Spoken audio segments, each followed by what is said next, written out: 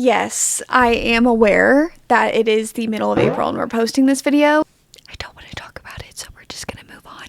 April was a very, very good reading month for me. I actually found my first 5-star read of the year, and I actually found 2 5-star reads back to back. Other than that, I also just had really good reads. I was disappointed by a few books. We'll get into all of it right now after the message from the kind sponsor of today's video, which is none other than Squarespace. You guys know I talk about Squarespace all the time on my channel, so you guys get the rundown by now. But if you don't, and even if you do, I'll tell you again, Squarespace is absolutely the way to go if you guys need to build a website for any reason that it may be, whether you're trying to run an online storefront, a blog, run your business. Squarespace makes it the easiest way possible for you. All you have to do is just go onto Squarespace. You can browse all of their templates. They have so many different options for you guys to choose from.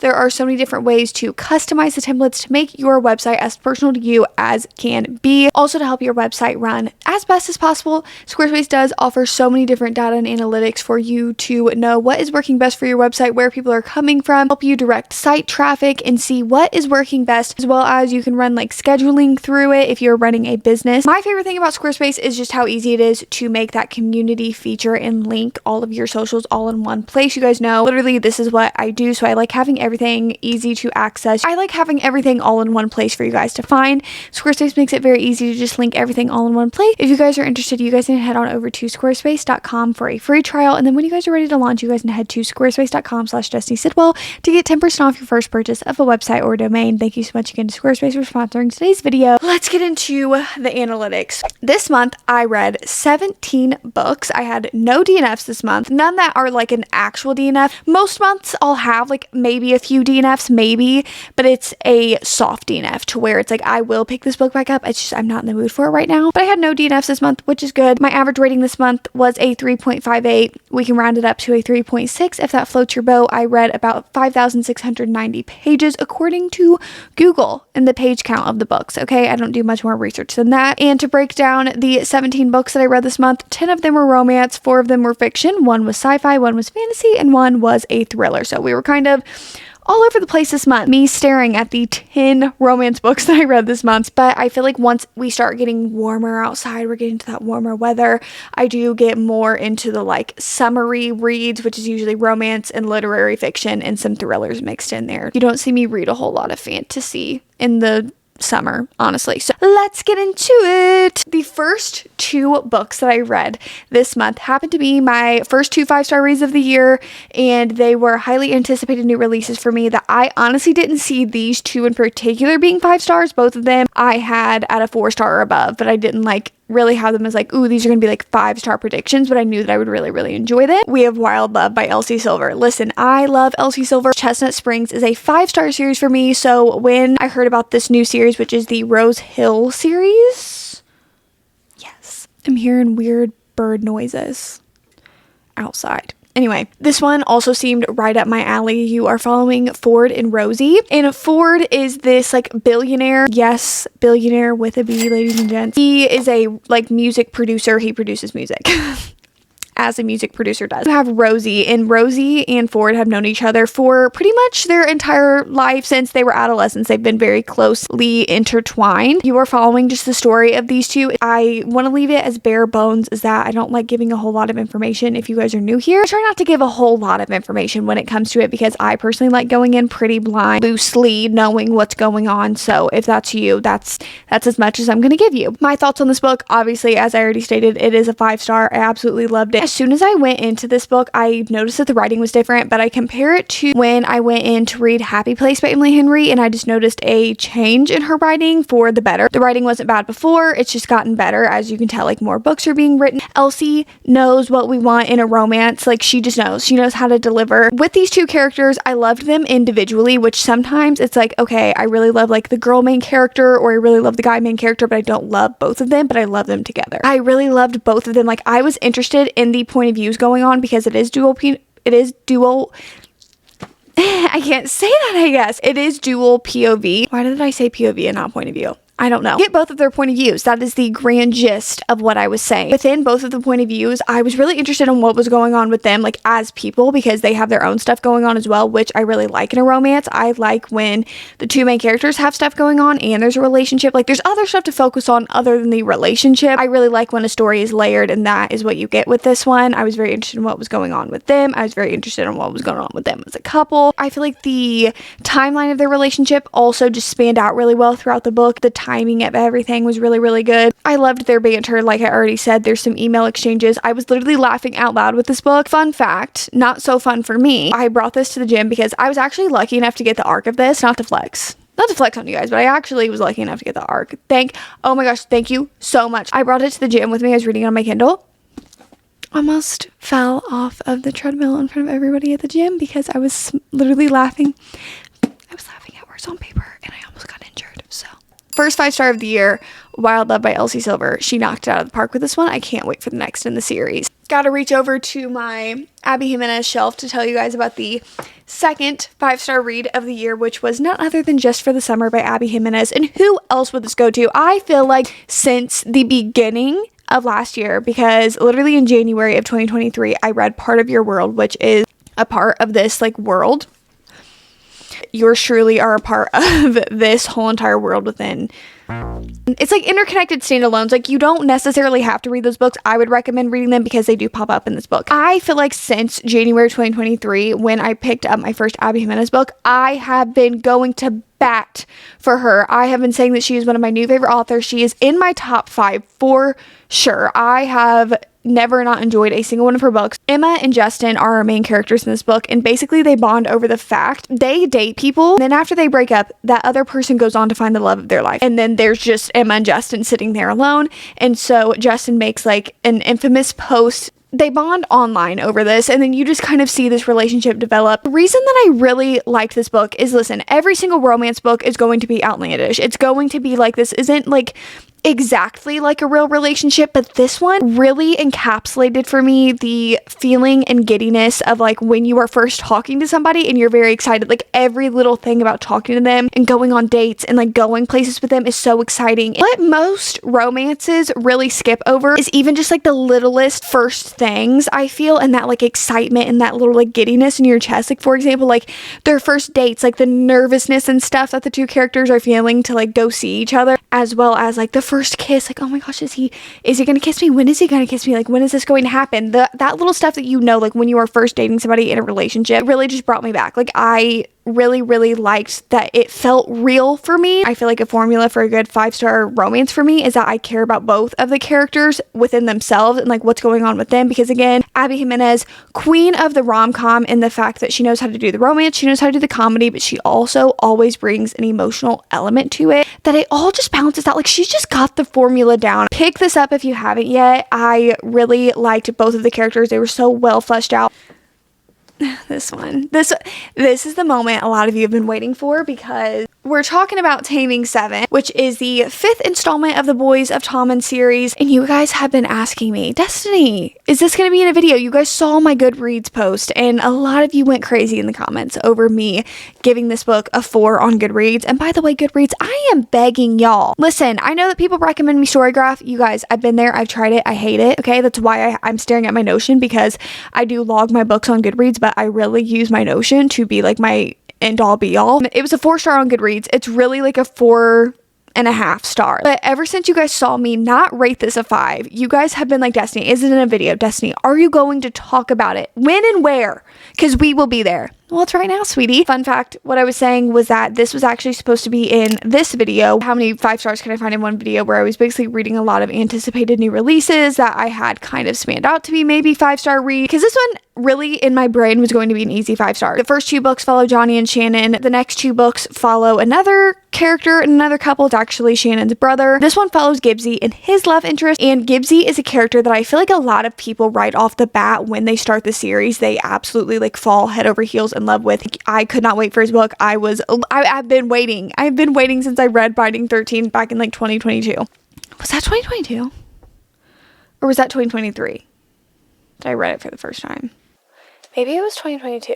I think it was. Anyway, it doesn't matter. First of all, I do want to talk about trigger warnings because you cannot just pick up this book and read it. And like, you have to read Finding, Keeping 13, Saving, and Redeeming 6 before you pick this one up. They're all very, very, very, very interconnected. I want to put all the trigger warnings up for the whole entire series and the ones that are specific to this book. If you have already read the series and you're thinking about picking this one up, I do want to make the triggers well known because a lot of these themes are very prevalent throughout the whole entire series. And they go not only just talk about them, they go into graphic detail. So I do want you guys to be aware of that before going into this. The romance of this book was not focused on at all. We actually focused on a completely other side character that has nothing to do with this story, by the way. She is not the love interest of the book. Like, she is a side character that has been a prevalent side character throughout the whole entire series, is talked about so heavily in this book. And let me just tell you guys, she is kind of the worst. Like, she kind of acts like the worst with everybody, and it didn't really bother me until this book, but we just keep talking about her, and there are so many circumstances that revolve around her, where I assume that her book is going to be the next book. I assume that's why she's so heavily in it, but we didn't need her to. You know, I feel like it really heavily took away from the romance that has been building since the very first book. Like, you meet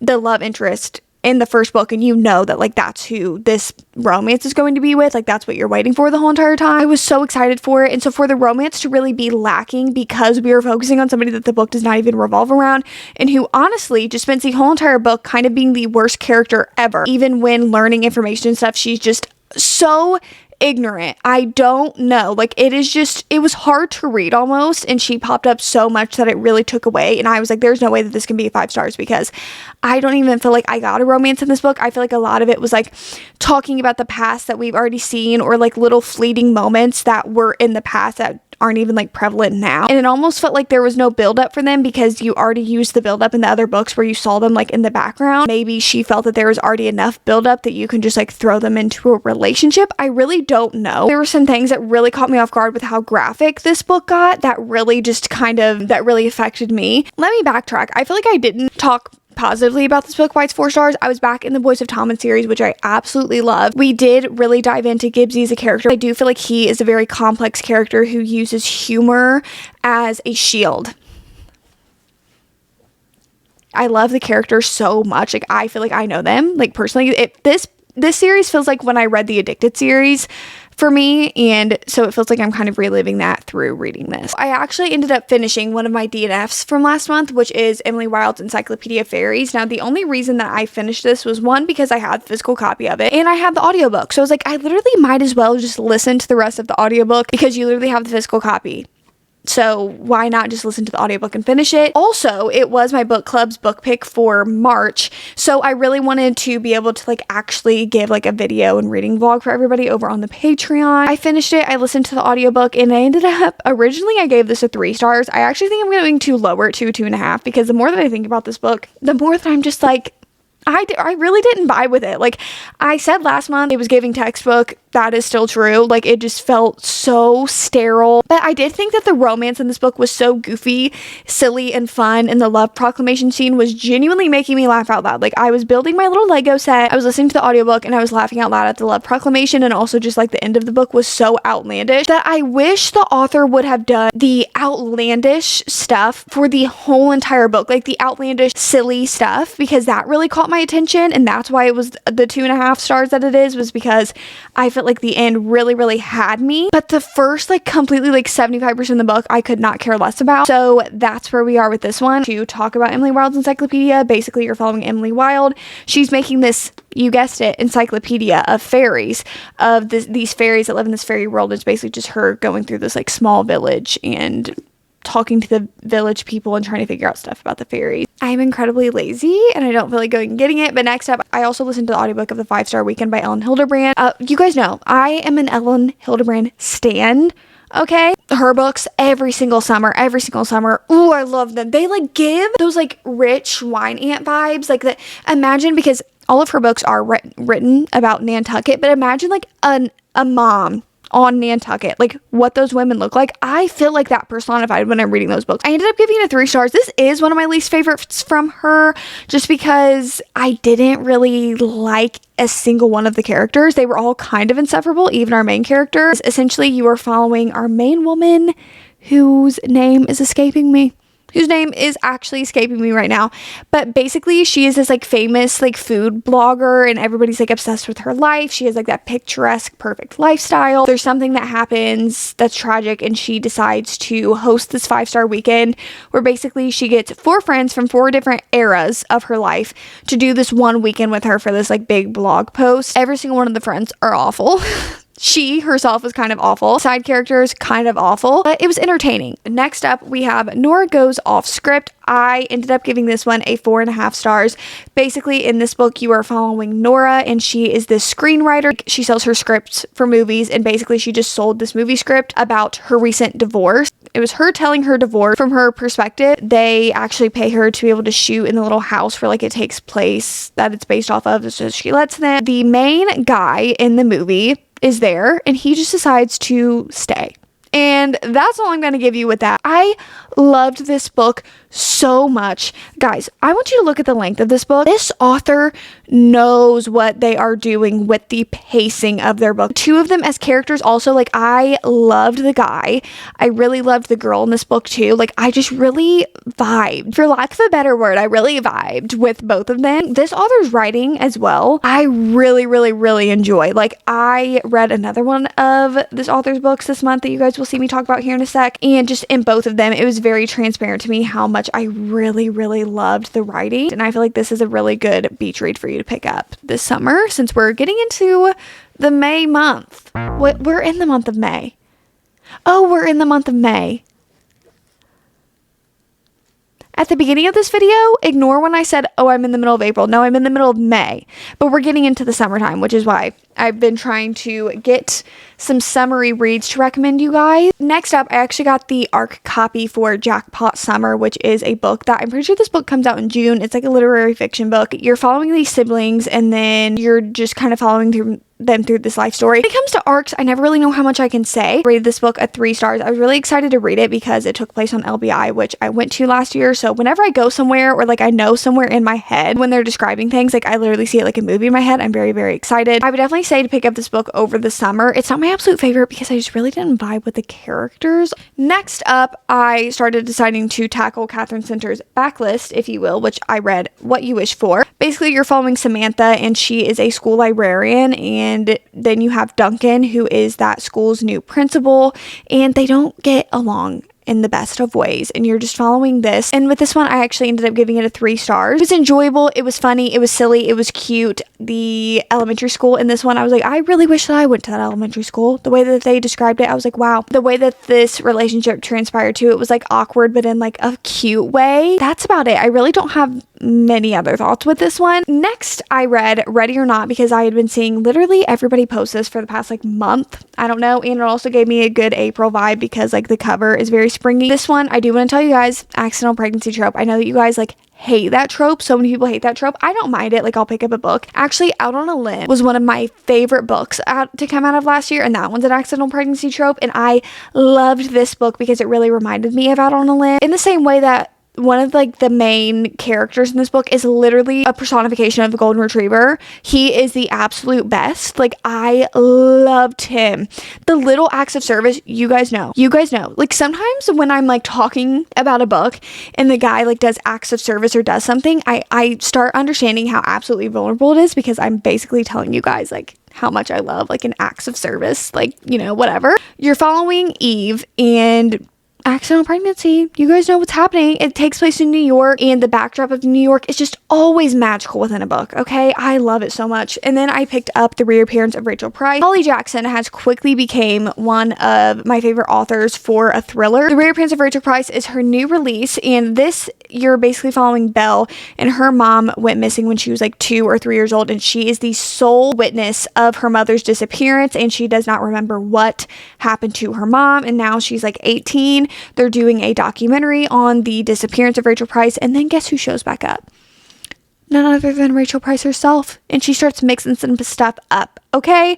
With this one, I actually ended up giving this one a 4 stars as well. I just love Holly Jackson's writing. I feel like she knows what she's doing. I really like the way that she goes about young adult thrillers. This one though, I really disliked the main character for majority of the book. Like, I understood why she was the way that she was. That didn't make it not annoying to me though. At the end, it just kind of felt like telling us instead of showing us, and I didn't really like that either. So I ended up giving it a 4 though, because I did really enjoy a lot more of the book.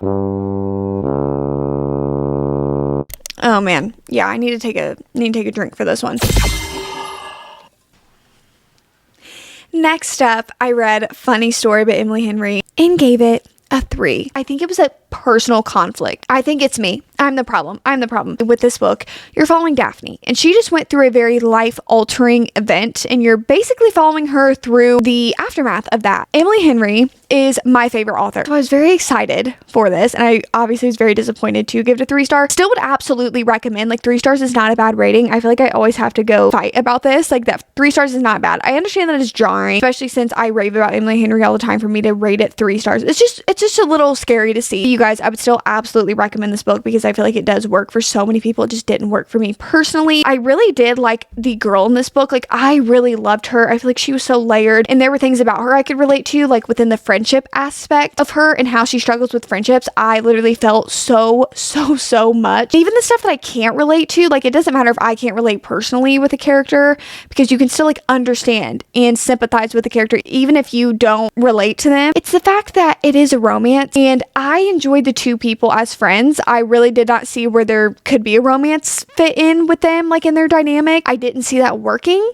for them, and then all of a sudden, like when we were in it, it just didn't feel very believable to me. And then the rest of these books I read in my video with Sarah and Haley that came out this month. Actually, I was about to say last month, but it came out this month. Wow, time has been flying by. Anyway, first and foremost, we have Mad Honey. This happened to be our buddy read that we decided on for the 24-hour readathon, and I ended up giving this book a 3 stars. My problem with this book was that I found it very interesting. I found the storyline very interesting, but in the middle, I would say for about over 150 pages, I feel like we lost the pacing that had been going pretty good throughout the whole entire book. Like, I was so gripped into the story. Like, I was like, ooh, what's going to happen? I think this and this. I have this theory. I have this theory. Because it was reading more like a mystery. You're getting the main character, who is the mother, and then you're also getting the mother's son's girlfriend, her point of view. So you're reading between these 2 people upon the story, because the son's girlfriend winds up dead and the son is on trial for her murder. So you're trying to find out if the son did it or what happened. I was just so into it. Like, I was so into it. Then when we lost the pacing, it lost me. And then once we got back into the pacing, like, it started picking up again, and it didn't hit as hard as I thought it would. So it was a 3 stars though. I would still recommend. The Rule Book by Sarah Adams, which was another new release to come out of April that I was very excited for. This is in the same world as The Cheat Sheet. Basically, with this one, you have Nora and you have Derek. Nora and Derek do share a history where they had a relationship back in college, and now it's flash forward, it's years later. Nora is what is she? Like a sports manager? She's an agent, and basically she is assigned to be Derek's new agent. And obviously that's not going over well. It's a second chance romance. That's what I will leave you with. Sarah Adams books, I just find they're so cute, fun, and easy romances. I gave it a 4 stars. I really liked it. I thought it was a little outlandish, but honestly, with all of her books, I feel like they're outlandish and cute. The thing is about Sarah Adams is that she is known to be, like, before this, like a closed door author, which means that there's not any spice. Like, you don't see that. With this one, there is a chapter of spice, but she even lets you know, like, in the very beginning of the book where the spice is at, because I do feel like a lot of people do go to her books for that. So I just do want to let you guys know that. And then I read Same Time Next Summer, again by the same author of Nora Goes Off Script. This one I also gave it a 4.5 stars. This one, you are following Sam and you are following Wyatt. So this one, you're following the story of Sam and you're following the story of Wyatt. It is dual POV, but I think in Wyatt's point of view, it's always in the past. Basically, they grew up being neighbors at these summer houses together, and she goes back because she's about to get married, and she goes back there with her fiance. Basically, her and Wyatt had this messy breakup, and so it's kind of hard to see him, and you're going through that whole entire storyline. This one, I just really loved. This, I literally have it dog-eared because I love this so much, and I've literally posted it multiple times in multiple different places. If you've loved someone your whole life, it kind of makes sense that you love them forever. Everything I said about Nora Goes Off Script with the pacing and the characters was the same in this book, and I just really enjoyed it. And again, the writing was so good. And then I picked up the first book in the Gold Rush, is it Gold Rush Ranch? I think it's Elsie Silver's first ever series that she wrote, and it is Off to the Races. And this one I ended up giving it 3 stars. It's just kind of that, like a book that I pick up for enjoyment. I'm not too emotionally into the characters. I literally have not thought about this book since I've read it. I'm going to be honest with you guys. Now, how many of you guys lied to me? Because when I hauled this in April, I got so many comments that literally made me want to read it so bad, of people being like, that is my favorite book in the world. And even when I looked it up on TikTok, people had nothing but good things to say about it. So why did I rate it a 2.5? This book, I'll tell you, the premise of this really got me. It's about Jason, and it says, are you happy with your life? These are the last words Jason hears before the kidnapper knocks him unconscious. And basically he wakes up in this like lab thing, and he's told that he made this new thing where you can go across like dimensions and go to other dimensions. So basically you are dealing with the multiverse, and this is the sci-fi that I read this month, and that whole entire thing was so gripping and intriguing to me because I love like diving into the multiverse and like multiverse theories. Like that really interests me. This book was so repetitive and boring. We built up nothing of our main character, probably for like 100 pages. We go on and on and on and just do the same exact thing. And then also for me, sometimes when books get dark and bleak, that's when it messes with me. Like when a book gets very, very bleak. Like for example, I'm thinking of Ending Thing. That is a book that has stuck with me. I read that my senior year of high school, and that book has stuck with me since, for the fact that that book was so dark and bleak and just it like still makes my skin crawl. So if you want a book like that, I would recommend. And this one too, like there's a specific world that they go into that just really like made me have to close the book, because I was like, wow, this like got really, really dark really fast. 2.5 stars. Very interesting premise though. I'll give him that. Ashes. Basically in this book you're following Millicent, and she's on a mission. Was it her neighbor? When she promised her elderly best friend she'd reunite her with the woman she fell in love with. Those are the 17 books that I read this month. Let me know down below what you guys read, and let me know down below if you guys still care about me as letting this wrap up. Hopefully you guys enjoyed today's video. If you guys did, you guys know what to do. Like, comment, subscribe, all that YouTube stuff that you guys need to do, and I will see you guys when I see ya.